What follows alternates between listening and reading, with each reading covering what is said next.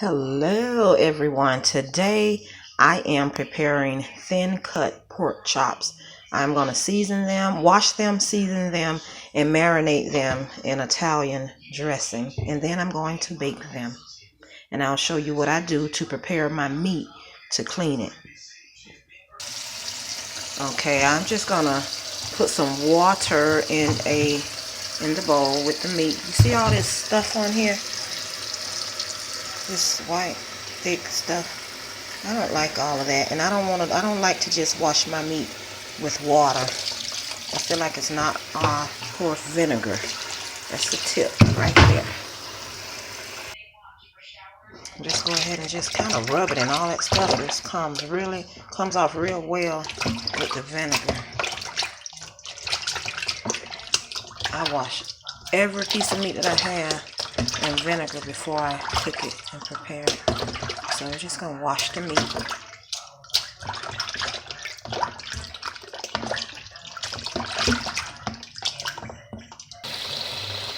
Now we will rinse it.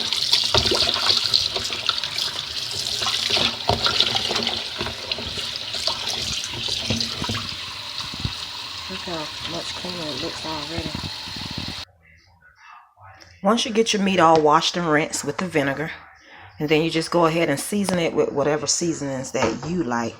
Right about now, I like experimenting with different seasonings, but right about now, I'm liking the flavor of adobo and parsley. So I'm just sprinkling some adobo to my discretion. I pretty much know how much. And some parsley. I love that parsley. Go ahead and mix that. I only have one hand that I'm working with. I'm so sorry.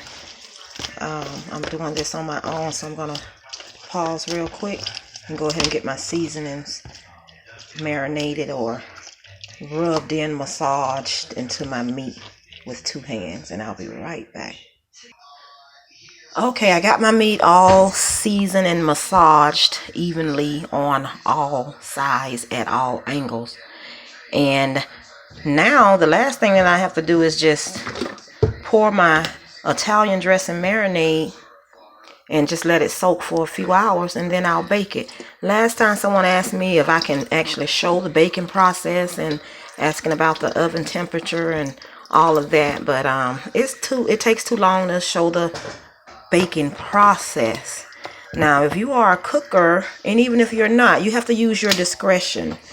If you like for your meat to slow cook, then I sometimes, depending on what I'm cooking, if I'm cooking a whole turkey, I'll let that slow cook all night on like about 250. But if you want it to slow cook for a few hours, you can cook it on 250 or 300. If you want it to cook kind of quick, like within an hour or so, then you can bake it on 350. You just have to keep watching it. I like to wrap it up in foil sometimes, or sometimes I like to let it cook, and then when it's almost done, put foil on top. I like to use oven bags. You just have to use your discretion, and sometimes you have to experiment and mess up sometimes until you can get it right. When you're trying to learn how to cook, the process varies every time. One time you might get it right, one time you may not. I can tell you to cook this on 250 for 3 hours or 350 for an hour, but your oven may vary from mine. I have one of these old time ovens. I used to have a really nice oven, the glass top oven, when I was living in a house, but I'll get that again one day. But you have to work what you have, so it depends on what kind of oven and stove you have. This is the one that I'm working with, so just use your discretion. Okay, thank you. Just let that soak for a few hours and you bake it, and you have something delicious. Thanks for watching. Have a great day, and I hope that you enjoy. Subscribe, please.